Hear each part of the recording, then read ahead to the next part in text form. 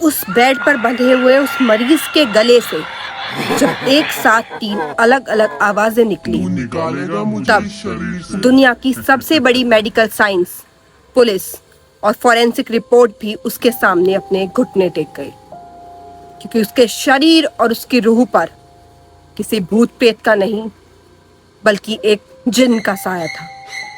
Hello दोस्तों, मैं हूं आपकी होस्ट महिमा चौधरी। अगर आपको भी रातों को जागना और खौफ को महसूस करना पसंद है तो चलिए मेरे साथ उस दुनिया में जहां साइंस भी हार जाता है और इतिहास के पन्नों से खौफ निकलकर बाहर आ जाता है।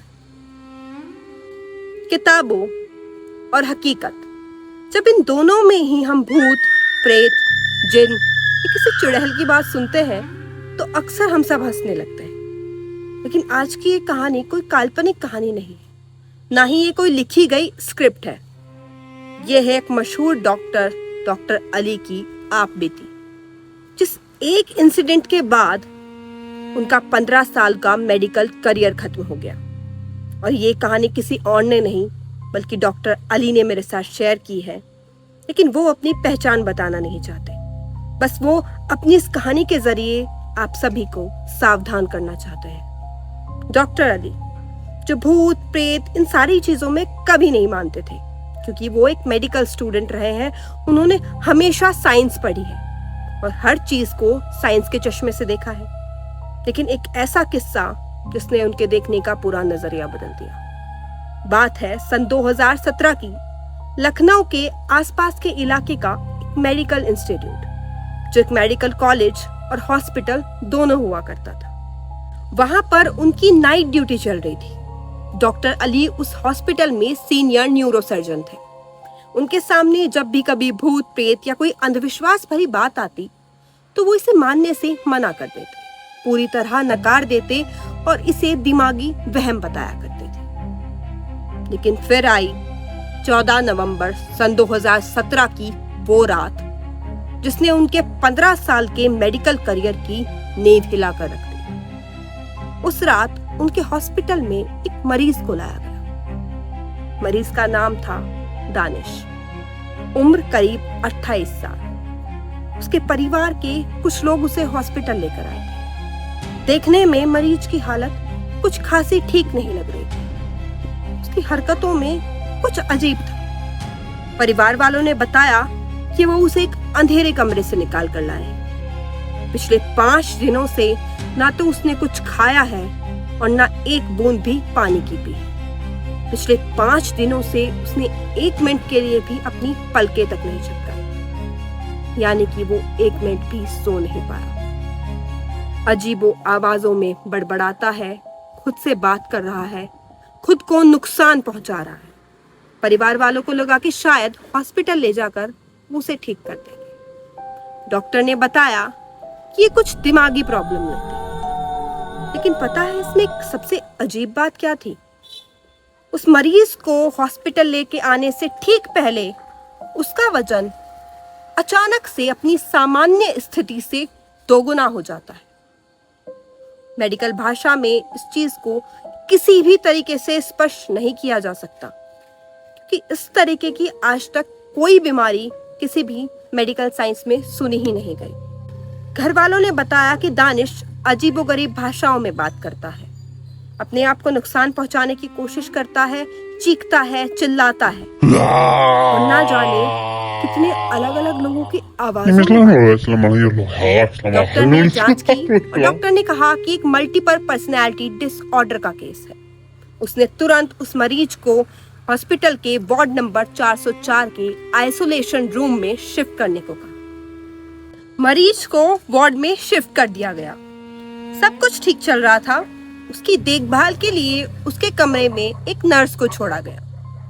रात हो चुकी थी और दानिश अपने बेड पर सोया हुआ था, लेकिन उसके हाथों को किसी हथकड़ी जैसी चीज से बेड में बांधा गया था, क्योंकि वो होश में आते ही अपने आप को चोट पहुंचाने की कोशिश कर रहा था। नर्स अनीता बाहर बैठी हुई थी और कमरे के अंदर जो कैमरास लगे हुए थे वो एलईडी स्क्रीन पर उस पर नजर रखे हुए थे।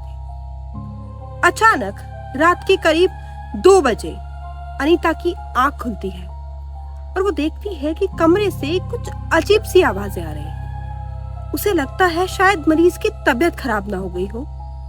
तभी वो कमरे के अंदर जाती है। कमरे के अंदर जाते ही कमरे के अंदर रूम हीटर लगे थे ताकि तापमान गर्म बना रहे, क्योंकि उस समय सर्दी का मौसम था।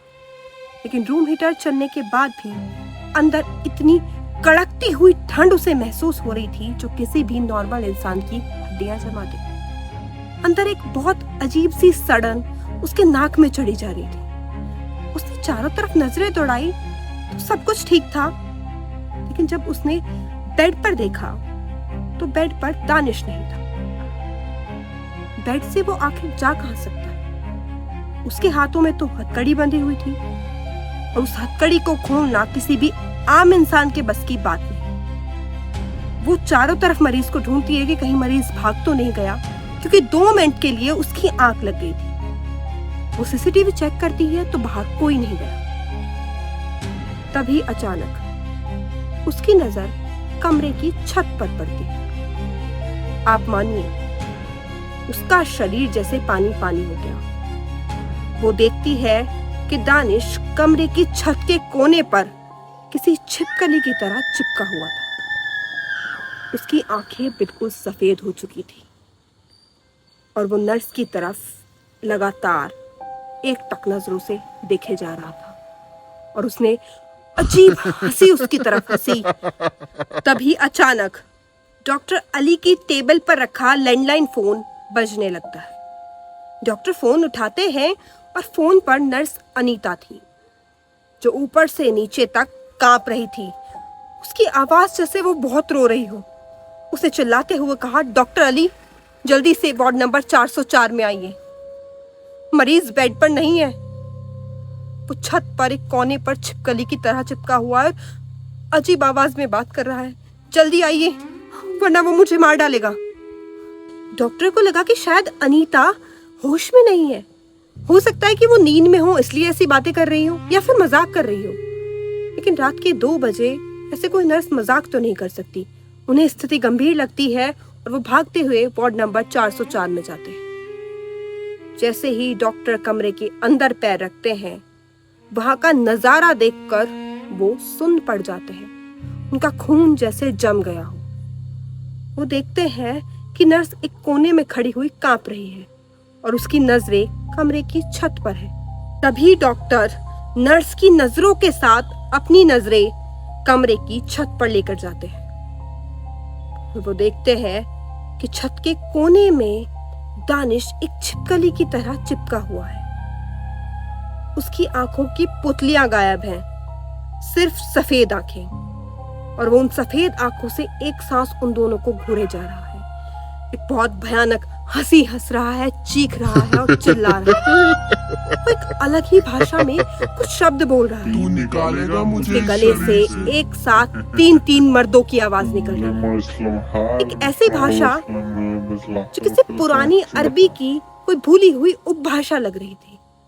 इस्लामिक थियोलॉजी और पूर्व मानव विज्ञान में इस अवस्था को अलमस्सू कहा जाता है, यानी कि एक अनचाही पैठ किसी इंसान के शरीर पर किसी आग से बने जीव, यानी कि जिन का पूरी तरह नियंत्रण हो जाना। जो जिन होते हैं वो हमारी ही डायमेंशन से अलग एक ऐसी फ्रीक्वेंसी पर रहते हैं जिसे हम अपनी आंखों से नहीं देख सकते, लेकिन वो हमें देख सकते हैं। जब इंसान का दिमागी संतुलन कमजोर हो या वो किसी ऐसी जगह पर चला जाए जो उनका निवास स्थान हो, जैसे पुरानी इमारतें, वीरान कुएं या फिर पहाड़ी इलाके, तो वो उस डायमेंशन को क्रॉस करके हमारी दुनिया में आ जाते हैं। और उसी का शिकार हुआ था दानिश, जिसकी वजह से आज उसकी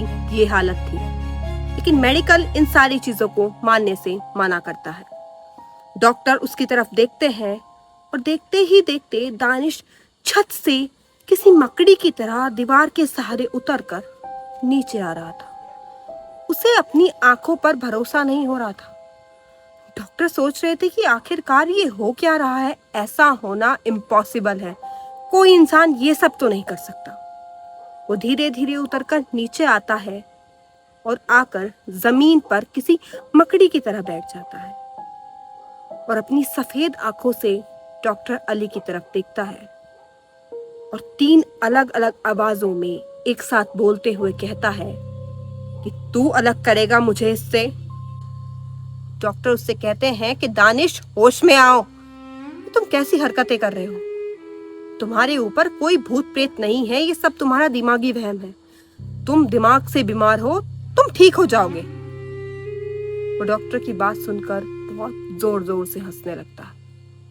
अब पलक झपकते ही कमरे के दूसरे कोने में दिखाई देता है और फिर वो वहां से बोलता है कि डॉक्टर, तू मुझे नहीं मानता ना, लेकिन आज के बाद तू जरूर मानेगा कि इस दुनिया में मुझ जैसा भी कोई है। मुझे इसके शरीर से दुनिया की कोई ताकत अलग नहीं कर सकती, क्योंकि अब ये मेरा घर है। तभी डॉक्टर को कुछ समझ नहीं आता और वो उसे बेहोशी का इंजेक्शन देकर बेहोश करना चाहता है। जैसे ही डॉक्टर अपने मन को थोड़ा सा स्ट्रिक्ट करके उसकी तरफ बढ़ता है, वो तुरंत उसकी आंखों के सामने से गायब होकर कमरे के तीसरे कोने में नजर आता है। वो नर्स खड़ी हुई ये सारी चीजें देख रही थी। वो इस डर को बर्दाश्त नहीं कर पाती और अचानक बेहोश होकर गिर जाती है। डॉक्टर को वहां कुछ अजीब महसूस होने लगता है। उसे ऐसा महसूस हो रहा था जैसे उसकी जान खतरे में हो। वो वहां से बाहर निकलना चाहता था, लेकिन दानिश उसके चारों तरफ इस तरह घूम रहा था जैसे एक पल में इधर, दूसरे पल उधर और तीसरे ही पल दूसरी तरफ। तभी वो डॉक्टर से कहता है कि डॉक्टर, तुझे बहुत घमंड है ना अपनी मेडिकल साइंस की डिग्री पर? भूल गया वो रात जब तू अपने चाचा के लड़के फरहान की शादी से लौट रहा था, जिसकी पहली बीवी ने फांसी लगाकर अपनी जान दे दी थी। उसी के दूसरे निकाह से लौटते वक्त रात को एक सुनसान सड़क पर तूने अपनी गाड़ी रोकी थी और उस गाड़ी से उतरकर तूने एक पेड़ के नीचे पेशाब किया था। बस वहीं से मैं तेरे साथ चलकर आना चाहता था। मैं तेरे साथ चल भी दिया था। जैसे ही तू गाड़ी में बैठा, मैं भी गाड़ी में बैठने वाला था, लेकिन तभी मैंने देखा कि तेरी गाड़ी में पाक कुरान रखी थी। मैं उस गाड़ी में बैठ नहीं पाया। तू वहां से अपनी जान बचाकर भाग गया, वरना आज इस लड़के का नहीं, तेरा जिस्म मेरा घर होता और मैं जिंदगी भर तेरे साथ रहता और तुझे हर पल नर्क से बदतर सजा देता, क्योंकि तू मुझे मेरी दुनिया से खींच लाया है, इस दुनिया में जहां से मेरा वापस जाना नामुमकिन है। ये सारी बातें सुनकर डॉक्टर जैसे मौत को छूकर वापस आया, क्योंकि ये सारी बातें तो सिर्फ उसे पता थी। उसे पता था कि अब से 6 महीने पहले वो अपने चाचा के बेटे की दूसरी शादी से लौट रहा था और लौटकर आते वक्त उसने रास्ते में गाड़ी रोकी थी और ये सारी चीजें हुई थी। लेकिन ये सारी चीजें एक मरीज को कैसे पता, जिस मरीज को डॉक्टर दिमागी मरीज समझ रहा है, जिसे वो मल्टीपल पर्सनैलिटी डिसऑर्डर समझ रहा है, ये सब उसे पता होना नामुमकिन है। उस दिन डॉक्टर को समझ आ गया कि इस दुनिया के पर एक और दुनिया भी है, जिस पर हम यकीन नहीं करते, लेकिन हमारे यकीन ना करने से वो चीज बदल नहीं जाती। दानिश बहुत खतरनाक आवाजों में चीखने लगा, चिल्लाने लगा, जोर जोर से हंसने लगा और अचानक बेहोश हो गया। डॉक्टर फटाफट वहां से जाता है, नर्स को उठाता है और उस डोर को लॉक कर देता है। बहुत मुश्किल से जैसे उसकी जान बची हो। सुबह तक जैसे वो किसी सदमे में बैठा हो। सुबह होते ही हॉस्पिटल में कुछ जाने माने मौलवियों को बुलाया गया। मौलवियों ने उसके ऊपर झाड़ फूंक की और परिवार वालों को बताया कि इसके ऊपर किसी बहुत खतरनाक जिन्न का साया है, जिसे हैंडल करना उनके बस की बात नहीं है। उसके बाद दानिश को उत्तराखंड में स्थित पिरान कलियर दरगाह पर ले जाया गया। ये दरगाह दुनिया में भूत प्रेतों, जिन और पैरानॉर्मल दुनिया के रहस्यों की सबसे रहस्यमयी जगह मानी गई है। दोस्तों, यकीन मानिए, डॉक्टर अली आज तक उस मंजर को अपने दिमाग से निकाल नहीं पाए हैं। तो अगर कभी आप लोगों के साथ भी कोई ऐसी घटना घटी है जो आप मेरे जरिए लोगों तक पहुंचाना चाहते हैं, तो मेरे डिस्क्रिप्शन बॉक्स में मेरी मेल आईडी है। आप मुझे अपनी सच्ची कहानी लिखकर भेज सकते हैं, मैं जरूर उस पर वीडियो बनाऊंगी। साथ ही साथ अगर आपको वीडियो पसंद आई है तो लाइक करिए, शेयर करिए, कमेंट करिए और चैनल को सब्सक्राइब करना मत भूलिएगा। जल्दी ही मिलते हैं एक और नई, सच्ची और खौफनाक दास्तान के साथ। तब तक के लिए अलविदा।